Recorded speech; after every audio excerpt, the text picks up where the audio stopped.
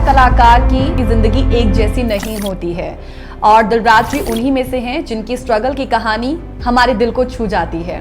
Life का struggle है वो चलता ही रहेगा, हर एक्टर का चलता है, एक्ट्रेस का चलता है, हर इंसान का चलता है, ये कभी बंद नहीं होता है। कास्टिंग काउच को लेकर आपका क्या ओपिनियन है? अगर आप इस इंडस्ट्री में आ रहे हैं तो ये चीज़ तो फेस करनी ही पड़ती है, नो डाउट। चाहे वो मुंबई हो जाए, चाहे वो पंजाब हो जाए। आप खुश हैं पंजाबी फिल्में करके? नो डाउट यहाँ पे भी बहुत सारी चीज़ें फेस करनी पड़ती हैं, बट आप डटे रहो, लगे रहो तो चीज़ें ज़रूर पूरी होनी शुरू हो जाती हैं। नमस्कार एंड आप सभी का स्वागत करते हैं हमारे इस खास प्रोग्राम में रियल लाइफ अनटोल्ड स्टोरी में। उम्मीद करती हूं कि इस वक्त जो हमें दर्शक देख रहे हैं उनकी लाइफ में सब कुछ अच्छा होगा, सब कुछ कुशल मंगल होगा। तो आज एक बहुत ही खास, मेरे दिल के बहुत ही करीब एपिसोड को हम आपके समक्ष लेकर हाजिर हुए हैं, लेकिन उससे पहले आपसे चंद बातें जरूर शेयर करनी है। कायदे से इस प्रोग्राम का रूल तो देखिए यही है, तो मैं वहीं से शुरुआत करूंगी। जब हम अपने पसंदीदा सितारों को, अपने फेवरेट हीरो हीरोइंस को हम बड़े पर्दे पर देखते हैं, बिग स्क्रीन्स पर देखते हैं, तो आई एम वेरी श्योर कि आपके मन में ये जरूर ख्याल आता होगा कि इनकी जो लाइफ है वो कितनी परफेक्ट है, इनके लुक्स कितने अच्छे हैं, इनका लाइफस्टाइल कितना अच्छा है, और जिस तरीके का इनको स्टारडम मिला हुआ है उसके बाद तो बस सब इनकी लाइफ में ही अच्छा है, हमारी लाइफ ऐसी क्यों नहीं है। हम वही सोचते हैं जो अक्सर हमें पर्दे पर दिखाया जाता है या फिर किसी पेपराजी वाले कहीं वीडियोस में हमें दिखाया जाता है, तो हमें ऐसा लगता है कि इनकी लाइफ में सब कुछ अच्छा ही है। जब हम बड़े पर्दे की बात करते हैं, beat Bollywood, beat Bollywood, beat Tollywood या किसी भी तरीके का कोई और रीजनल कहें रंगमंच या बिग स्क्रीन, तो हम उसमें कई ऐसे सितारों को देखते हैं जिनकी लाइफ शुरुआत से ही काफी अच्छी रही है। उसके बाद जब उनके बच्चे आगे बड़े होते हैं तो उनकी लाइफ भी ठीक वैसी ही होती है, जिन्हें आजकल हम स्टार किड्स के नाम से जानते हैं। तो लेकिन इसके साथ साथ ये एक पहलू है, एक अलग पहलू ये भी है कि कुछ ऐसे सितारे भी होते हैं रंगमंच से जुड़े हुए, बिग स्क्रीन से जुड़े हुए, जिनकी लाइफ शुरू से ही इतनी परफेक्ट नहीं रही, जिनका लाइफस्टाइल शुरू से ही इतना अच्छा नहीं रहा। उसके पीछे रीजंस ये होते हैं कि उनका कोई गॉड फादर उस इंडस्ट्री में होता नहीं है। तो ऐसे जो सितारे होते हैं ना, उनका अपना एक अलग ही संघर्ष होता है, और ऐसे हम कई सितारों को जानते हैं, आप भी जानते होंगे, जिन्होंने रंगमंच से शुरुआत की और उसके बाद बड़े पर्दे पर भी हमें दिखाई दिए गए, चाहे वो मेन लीड में दिखाई दिए गए हों या फिर वो सहायक कलाकार के तौर पर ही क्यों ना दिखाई दे होंगे। तो फिल्म इंडस्ट्री में एक्टर्स की ऐसी ही कहानी रहती है, और आज रियल लाइफ अनटोल्ड स्टोरी के इस एपिसोड में ना, क्योंकि मैंने जैसे आपको बिगिनिंग में ही कह दिया कि ये मेरे दिल के काफी करीब है एपिसोड, क्योंकि एक बहुत ही मेरे खास जानकार मेरे साथ आज इस वक्त इस प्रोग्राम में जुड़ेंगे, जो कि एक कलाकार हैं। कलाकार एक सच्चा कलाकार होता है जो अपने हाथों से, अपने दिल से और अपने दिमाग से, तीनों पहलुओं से, तीनों पर्सपेक्टिव से एक बेहतरीन काम करके दिखाता है।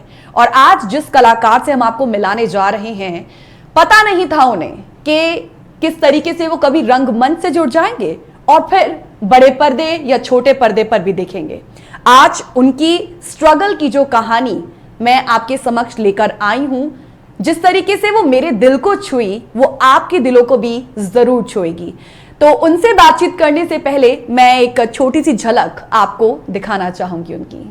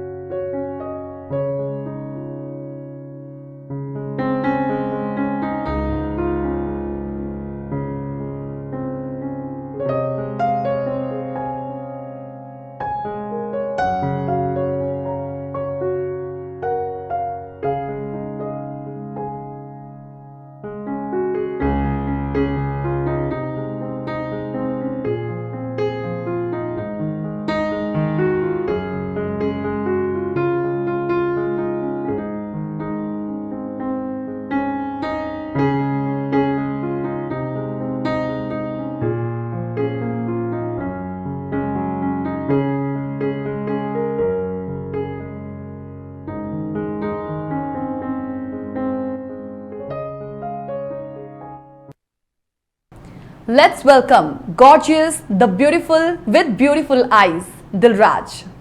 जॉस हिंदी में आपका बहुत बहुत स्वागत है। Thank you so much keep having me. और मैंने इस शो के बारे में बहुत सुना है और मैं तहे दिल से शुक्रिया अदा करती हूँ कि आपने मुझे शो में बुलाया है। Thank you so much Dilraj for giving me your time.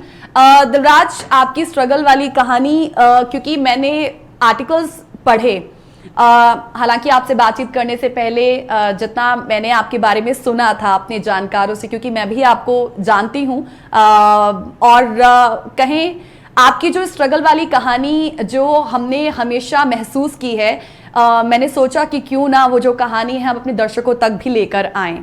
और इसीलिए मैं बहुत मान महसूस कर रही हूँ कि आपने पहली बात तो समय दिया और आज हमारी और आपकी जो बात है इस प्रोग्राम के माध्यम से होगी। दिलराज, एक कहते हैं ना कि अगर किसी चीज को आप शिद्दत से चाहो, दिल से चाहो, तो जो पूरी कायनात है वो एक ऐसी साजिश रच देती है कि आपको वो चीज मिल जाती है जिसे आपने शिद्दत से चाहा। मेरे ख्याल से ये जो बात है एकदम सटीक फिट बैठती है आपके ऊपर भी, क्योंकि आपने शिद्दत से जो चाहा आपको मिला भी। हालांकि आपका स्ट्रगल अभी भी बाकी है। जैसा आप हमेशा कहती हैं कि मैं एक लर्नर हूं, मैं हमेशा हर पल हर अपने लाइफ के मोड पर कुछ ना कुछ सीख ही रही हूं। तो दिलराज, सबसे पहले तो अपने बारे में हमें बताएं, ये जो सपना रंगमंच से जुड़ने का और उसके बाद फिल्मी दुनिया, उसके बाद पंजाबी फिल्मों में आज लगातार आप अच्छे प्रोडक्शंस के साथ जुड़ी हुई हैं, ये सब शुरुआत किस तरीके से हुई? सबसे पहले तो मुझे इसके बारे में थोड़ा सा डिटेल में बताएं। शुरुआत तो बचपन से शुरू हो जाती है, क्योंकि मेरे फादर वो आर्मी से है और वो रिटायर हो चुके हैं इस वक्त। और हमारी फैमिली जो बैकग्राउंड है आर्मी का ही है। और स्कूल से लेकर कॉलेज तक हमने हर जगह पार्टिसिपेट किया है। यूथ फेस्टिवल्स हो गए या कोई भी स्कूल के फंक्शंस हो गए, उनमें हमने पार्टिसिपेट किया। तो सिलसिला तो वहीं से शुरू हो गया था मेरा। जैसे हमने 3rd क्लास से ही मैंने म्यूजिक में, डांस में पार्टिसिपेट किया। वहाँ पे भी मैं हमेशा लीड ही करती थी सबको। जैसे अब हमारा ये था कि आर्ट अलग अलग जगह रहना पड़ता है, जैसे हरियाणा, कभी राजस्थान, कभी इधर उधर। तो वहां से हमें हर मिट्टी की जो कलाकारी है मिलती ही रहती है। वाओ। तो इससे सीखा सब कुछ और हर चीज को लीड किया। तो मेरी जो चीजें हैं स्कूल से, कॉलेज से शुरू हो गई थी। ओके, सो यू वर, मतलब यू मीन टू से कि स्कूल टाइम से ही आप काफी ज्यादा एक्टिव थी। तो ऐसा था कि परिवार वाले कहते थे कि भाई इन चीजों में पार्टिसिपेट करो, एक्स्ट्रा करिकुलर एक्टिविटीज के, आप खुद इन बिल्ट आपके अंदर था कि नहीं मुझे करना है, क्योंकि आपको शुरू से ही शौक इन चीजों में काफी रहा? बिकॉज मैंने सुना है कि you are very good, you are excellent in dance, you have excellency in singing, you have excellency in acting also, तीनों चीजों में आप माहिर हो। हाँ जी, वो एक्चुअली क्या था कि स्कूल से हमने म्यूजिक में हमें पार्टिसिपेट किया था और डांस में पार्टिसिपेट किया था।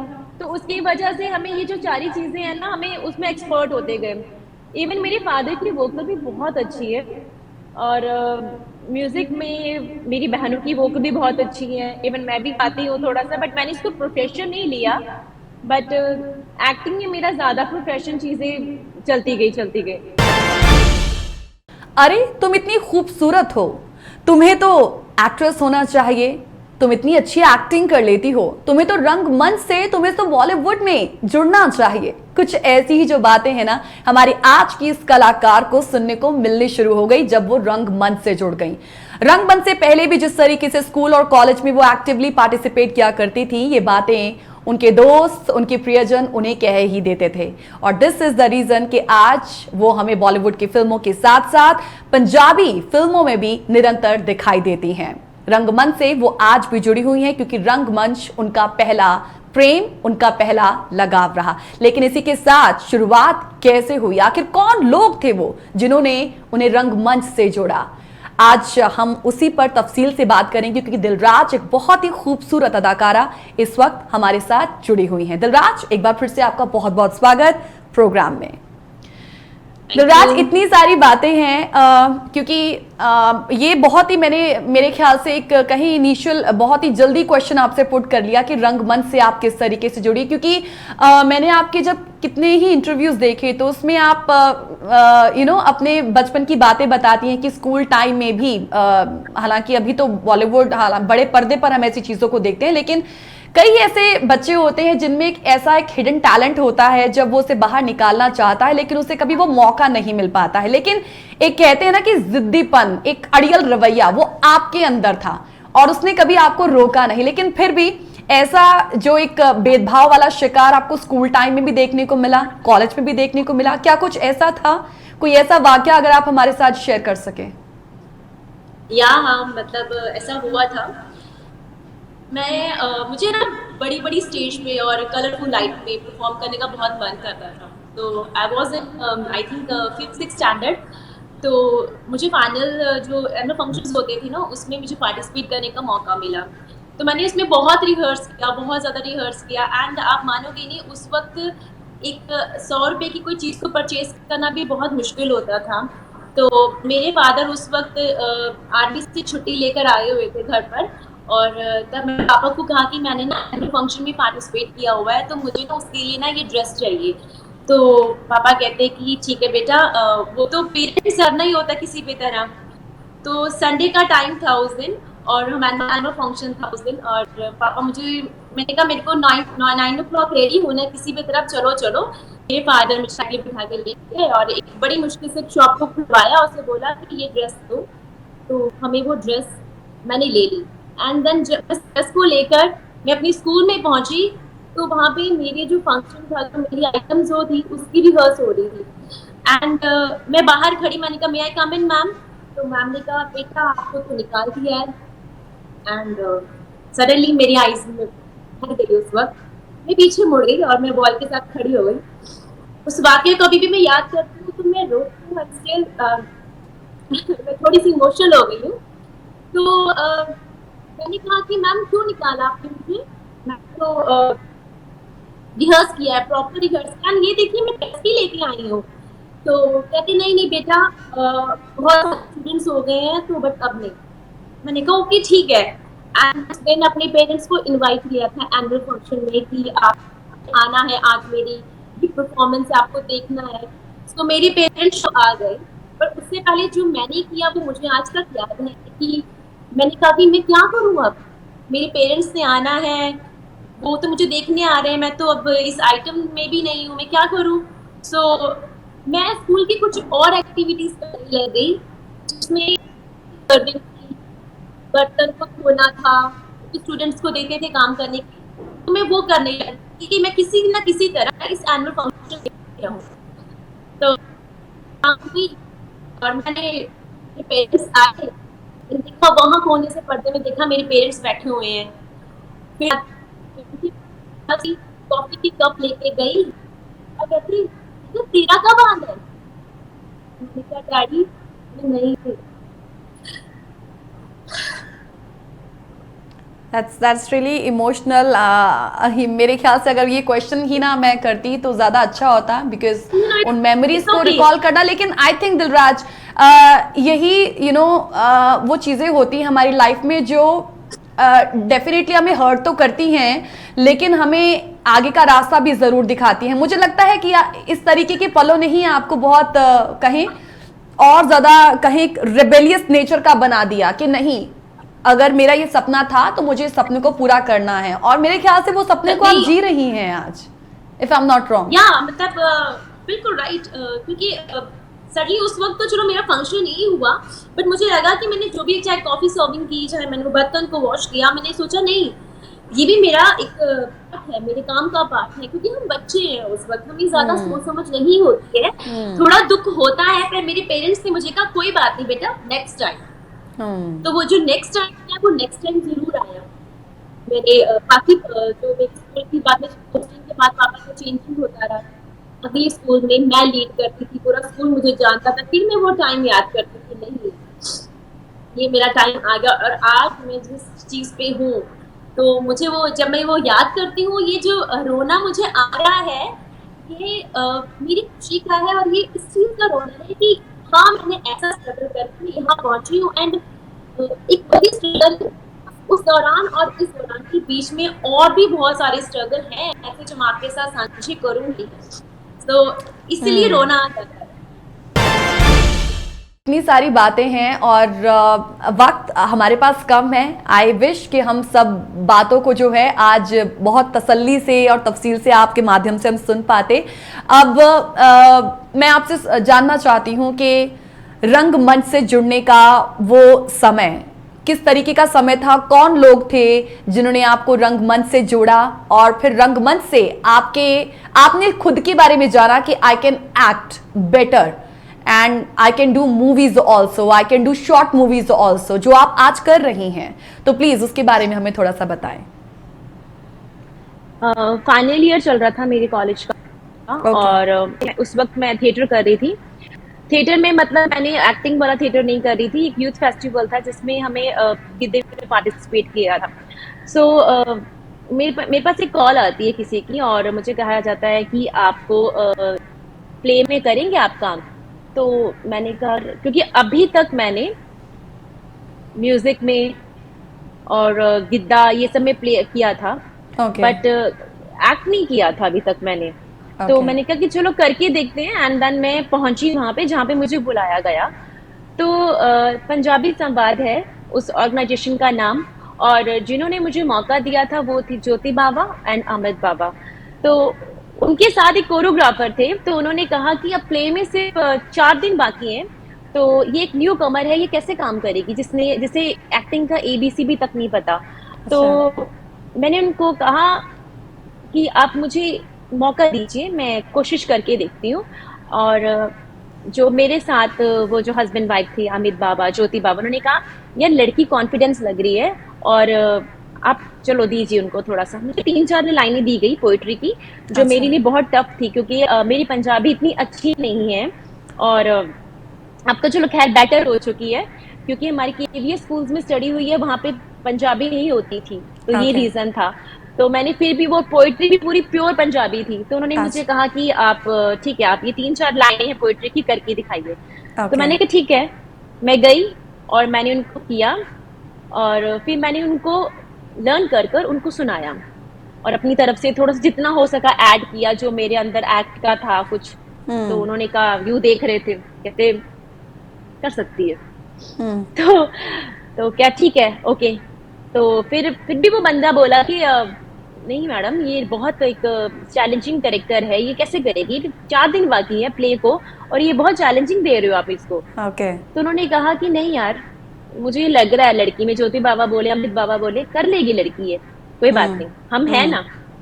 उस दिन मैंने ना भूख देखी ना प्यास देखी, और मेरे साथ वो थे, उन्होंने मुझे अपना हॉल दे दिया एक, यहाँ पे आप रिहर्स करो।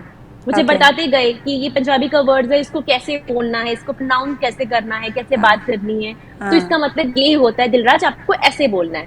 तो मैंने कहा ओके। मैंने उस हॉल का जो डोर है वो बंद कर लिया। वो मुझे टाइम टू टाइम चाय देते थे, खाना देते थे, कहते दिलराज खा लो। मैंने कहा नहीं, मैं रिहर्स कर ली तो मुझे एक बार ना। तो कहते ठीक। मेरे साथ वो जो कोरियोग्राफर थे वो भी थे। अच्छा।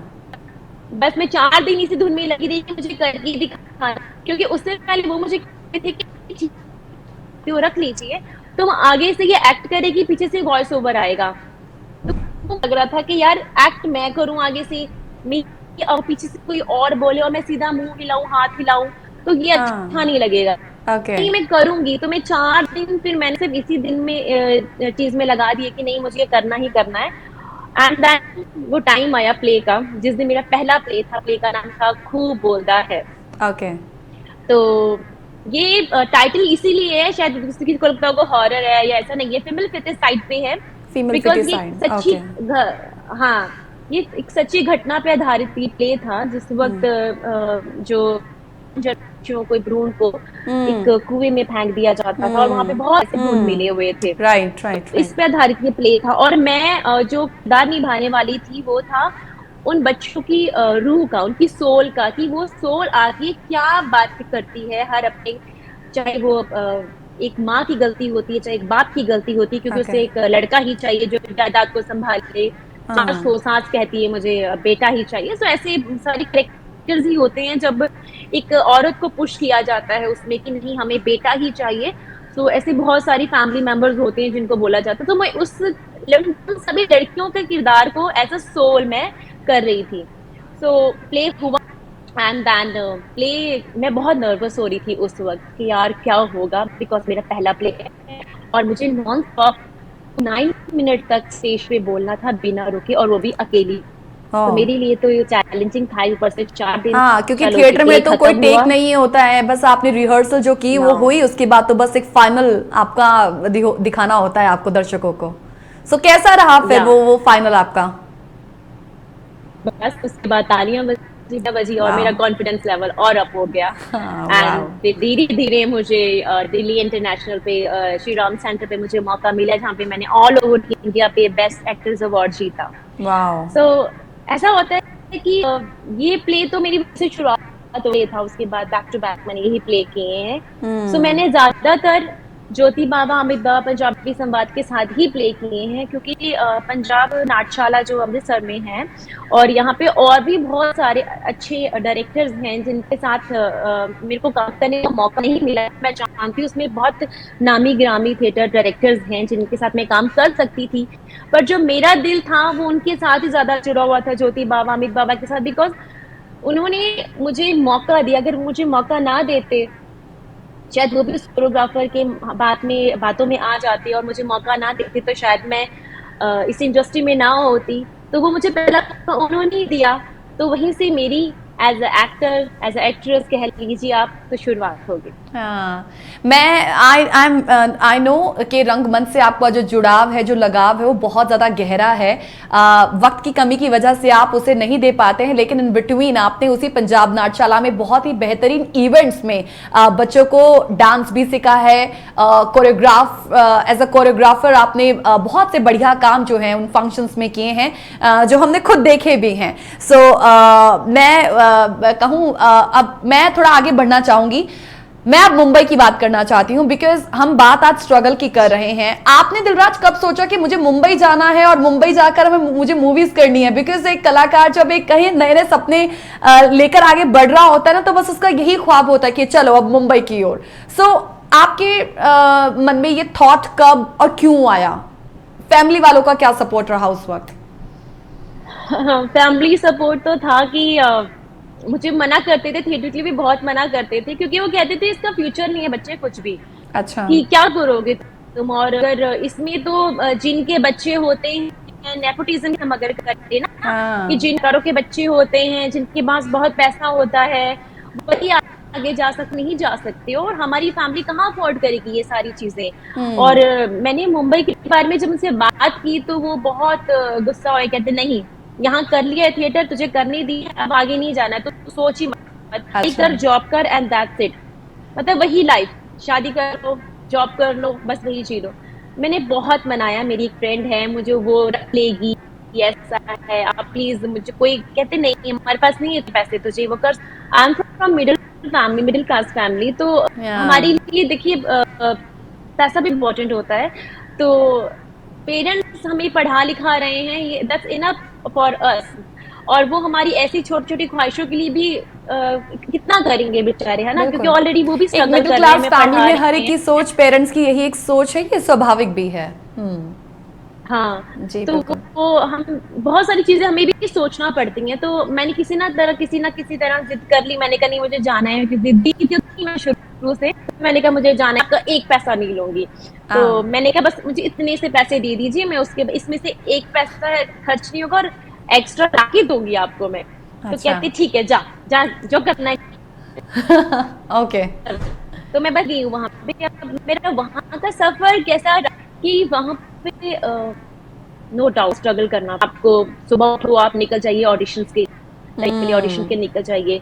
सो वहां पे लाइंस लगी हुई हैं ऐसे ऐसे सारी, यहाँ पे ये ऑडिशन चल रहा है, यहाँ पे ये, यहाँ पे ये, यहाँ, तो रेडी होके निकल जाइए। और फ्यू होते हैं not fit, not fit, sorry okay. Not fit, ऐसे ओके। भी होता है। और जब हमें ये नॉट फिट बोला जाता है, नॉट फिट का मतलब ये होता है कि आप उसके लिए फिट नहीं है, चाहे फिट भी हो फिट नहीं होते हैं हम लोग। तो हमें मायूस होके वो उस मेकअप पे वापस मुड़ना पड़ता है, दूसरे जाके वो दरवाजा खटकाना होता है कि यहाँ हम उसके लिए फिट हैं, सॉरी नॉट फिट। सो ये जो हमारा स्ट्रगल्स होते हैं ना, ये हर दिन चलता है। दिलराज, और मेरा नहीं कास्टिंग चलता, काउच ये के बारे में पूरे आपका ऑफिस का। बिल्कुल, क्योंकि यहाँ पर फिर मैं उसे सेंस कर सकती हूँ कि यहाँ पे कास्टिंग काउच का क्योंकि बहुत सारे ऐसे कलाकार हैं बॉलीवुड में, बॉलीवुड में, टॉलीवुड में, जो सामने आकर ये खुद कास्टिंग काउच को लेकर बात कर चुके हैं। आपका इस पर क्या मानना है, जरा मुझे उस पर भी बताइएगा कि क्या आपके साथ भी इस तरीके का कोई कहीं इंसिडेंट हुआ जब आपने फील किया कि हाँ यहाँ पर सरवाइव करना है तो आपको ये चीजें फेस करनी ही होंगी, बिकॉज कास्टिंग काउच यहाँ पर जो है इस तरीके का एक सीन है और इससे कोई भी जो कलाकार है, हमारे जैसे जो स्ट्रगलर्स हैं, वो बच नहीं सकते हैं। राज, कास्टिंग काउच को लेकर एक सवाल आपसे किया था ब्रेक में जाने से पहले। मैं चाहूंगी कि कास्टिंग काउच को लेकर आपका क्या ओपिनियन है, वो हमें थोड़ा बताएं। जी, अगर आप इस इंडस्ट्री में आ रहे हैं तो ये चीज़ तो फेस करनी ही पड़ती है, नो डाउट। चाहे वो मुंबई हो जाए, चाहे वो पंजाब हो जाए, सो ऐसी चीज़ें तो चाहे लड़का हो चाहे लड़की हो, हर एक को फेस करना ही पड़ता है। सो अपने माइंड को प्रिपेयर करके जाओ, हमें जब भी जाना है कि ऐसे आपको फेस करना ही पड़ेगा जो भी होगा। So it depends on you, क्या करना है क्या नहीं करना है। बाकी पेशेंस तो इस लाइन में बहुत ज़रूरी है। मैं भी बड़ी अरमानों के साथ मुंबई गई थी, बट मुझे भी चीज़ें फेस करनी पड़ी। दैन मुझे वापस आना पड़ा, बिकॉज ना मेरे पास इतना पैसा था और नहीं मैं ऐसे कुछ काम कर सकती थी। देन मैं वापस आ गई। दिलराज, क्योंकि अब आप पंजाबी फिल्मों में बहुत एक्टिवली काम कर रही हैं, मैं देख रही हूँ कि गिप्पी गरेवाल के प्रोडक्शन से आप लगातार जुड़ी हुई हैं। उन बड़ी मूवीज में आपको हम हर बार देखते हैं उन कलाकारों के साथ, जहां पर एक फैमिली एंटरटेनर मूवी होती है तो उस फैमिली का हिस्सा आप हमेशा होती हैं। तो पंजाबी फिल्मों में काम करना आपका किस तरीके का एक्सपीरियंस रहा है? आप खुश हैं पंजाबी फिल्में करके? यस, मैं बहुत खुश हूँ, बिकॉज मुझे यहाँ लगा कि मुझे यहाँ पे इतना ज़्यादा स्ट्रगल नहीं करना पड़ा, क्योंकि थिएटर के बाद से ही मुझे बहुत सारी अपॉर्चुनिटीज़ आनी शुरू हो गई।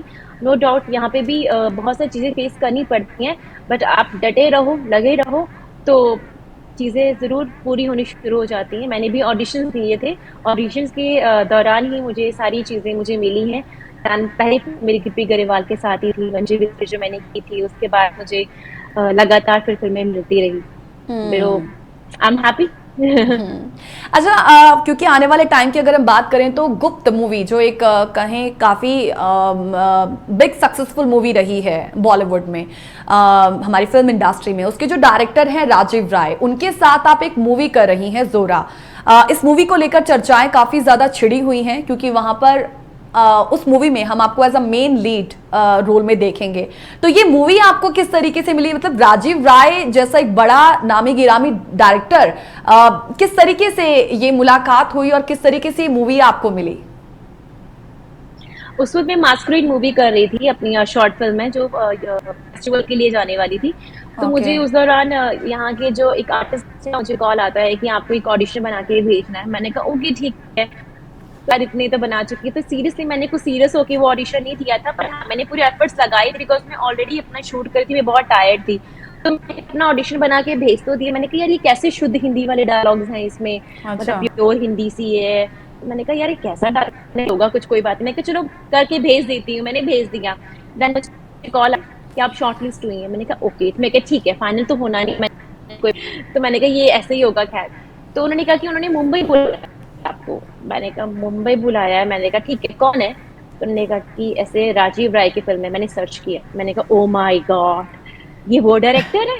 अच्छा। तो ना उसके बाद मैं शॉक हुई। जब मैंने गूगल में सारा सर्च किया, मैंने कहा माय गॉड, मुझे इनका कॉल आया हुआ है क्या?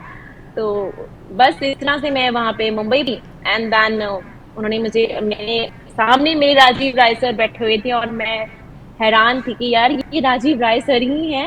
एंड उसके बाद उन्होंने मुझे साइन किया फिल्म के लिए। तो मैं तब तक मैं होश में नहीं थी कि यार सच में मैं साइन कर रही हूँ फिल्म को। अच्छा। तो इस तरह से मुझे एज अ तो उनके साथ मूवी करने का एक्सपीरियंस आपका कैसा रहा? Because Rajiv Rai is a eminent director of the Bollywood industry and हमने हमेशा ये सुना है कि उनके डायरेक्शन में जब भी कोई मूवी बनती है तो वो हमेशा एक बात का ख्याल रखते हैं कि उनके चाहे जो मेन लीड हो, चाहे वो सपोर्टर एक्टर्स हो, उनके काम में कहीं वो एफर्ट्स दिखने चाहिए। तो बहुत ही रिगरस ट्रेनिंग होती है, बहुत ही स्ट्रिक्ट ट्रेनिंग जो है वो उस वक्त भी दी जाती है, वर्कशॉप्स जब लगती हैं मूवीज की। तो वो किस तरीके का समय रहा आपके लिए भी? क्या आपको भी इस तरीके से ट्रेन किया गया? जी, बिल्कुल, हमें 10 दिन पहले हमारी पूरी वर्कशॉप हुई है और तब मुझे समझ में आया कि शुद्ध हिंदी में क्यों यूज़ करवा रहे हैं, क्योंकि में मोस्टली जो डायलॉग्स होते हैं वो सारे शुद्ध हिंदी के ही होते हैं। अगर आप उनकी फ़िल्म के टाइटल देखेंगे तो वो भी बिल्कुल शुद्ध हिंदी के हैं, जैसे गुप्त हो गई, है ना? असंभव हो गई मूवी या और ये बड़ी अच्छी फ़िल्में, हिट फ़िल्में हैं। तो उस दौरान हमारी लगातार 10 दिन वर्कशॉप हुई हैं और डेली मैंने बहुत एन्जॉय किया। उनका काम करने का तरीका बहुत ही डिफरेंट है और आगे भी चाहती हूँ मैं जल्दी उनके साथ काम करूँ, बस ऑसम एक्सपीरियंस था। दिलराज, अब आने वाले वक्त में हम आपको किन किन मूवीज में देखने वाले हैं, बीट हिंदी और बीट पंजाबी मूवीज? देखिए, हिंदी का तो मैं कुछ कह रही हूँ क्योंकि राजीव राय सर के साथ ही मैं थोड़े 5 साल के लिए बाउंड हूँ और वो आगे नेक्स्ट क्या कर रहे हैं मुझे मालूम नहीं है। ओके। तो बट पंजाबी फ़िल्में आ रही हैं मेरी, जैसे कि ये आप देखेंगे गिप्पी गरेवाल की फ़िल्म प्रोडक्शन में से है, शिंदा शिंदा नो पापा है, वो अगले साल रिलीज़ हो जाएगी। ओके। और अभी रिसेंट फ़िल्म रिलीज़ हुई है बल्लेबाज सजमा, उसमें भी मेरे थोड़ा ग्रे शेड रोल है। तो ओके। आगे आने वाले टाइम में कौन होगी ये वक्त ही बताएगा, बिकॉज हमारा ये जो काम है डोंट नो कब आ जाता है ये हमें भी नहीं पता चलता है। दिलराज, क्योंकि मेरे पास समय कम है, लेकिन मैं जाते जाते आपसे एक सवाल जरूर करना चाहती हूँ कि देखिए, आपने वो एक पल भी बताया जब आप इन बिटवीन थोड़ा कहीं इमोशनल हो गए थे।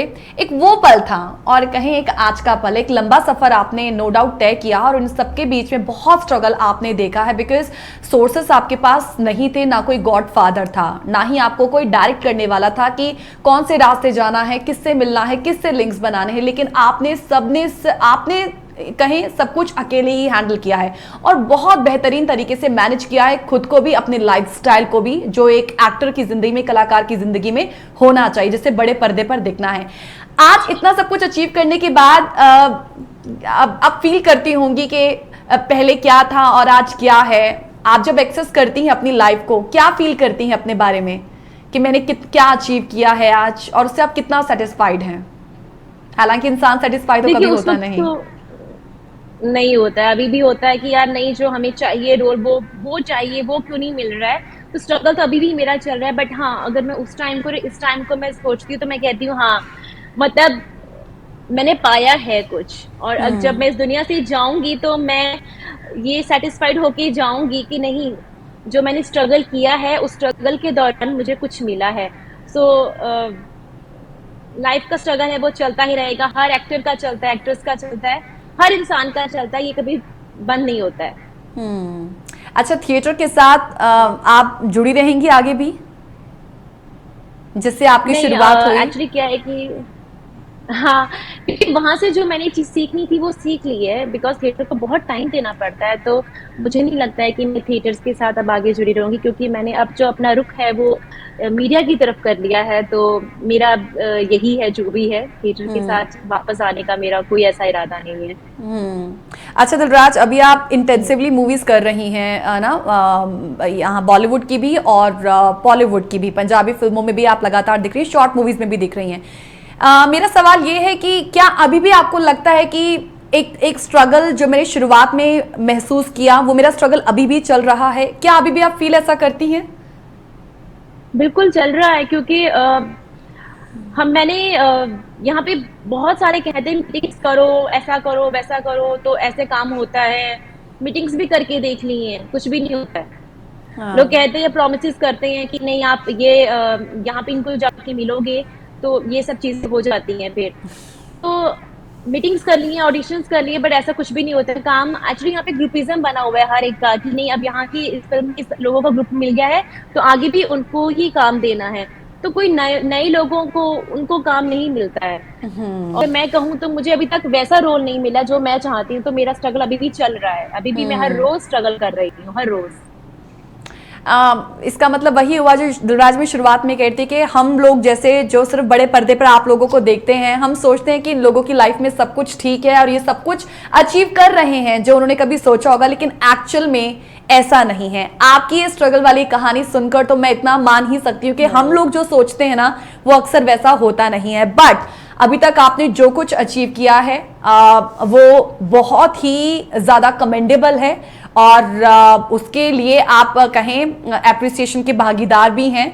और मैं यही कामना करती हूँ कि लाइफ में आप आगे जो चाहती हैं वो आपको मिले। May you achieve everything what ever you want till now. अभी भी आप जो सोचते हैं कि मुझे चाहिए। तो मेरी बेस्ट विशेस जस्ट हिंदी की पूरी टीम की ओर से आपको best wishes and thank you so much for your time. Thank you so much just Hindi की तरफ से आपने बुलाया, एंड आपके साथ बात करके मुझे बहुत अच्छा लगा।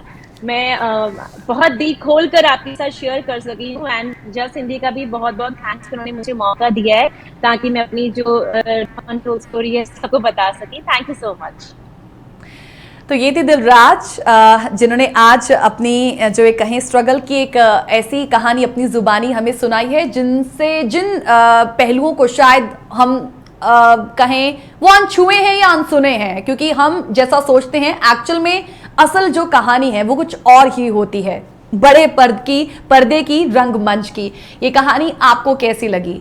मैं चाहूंगी कि दर्शकों ने जो आज ये एपिसोड देखा है उस पर अपना फीडबैक भी हमें दें, और फीडबैक देने के लिए आप नीचे दी गई ईमेल आईडीज पर हमें ईमेल कर सकते हैं info@justbroadcasting.com या geet@justbroadcasting.com पर। इसी के साथ आप सभी से इजाजत लेंगे। जिंदगी में व्यस्त रहिए, मस्त रहिए। बहुत बहुत शुक्रिया आप सभी का आपके समय के लिए।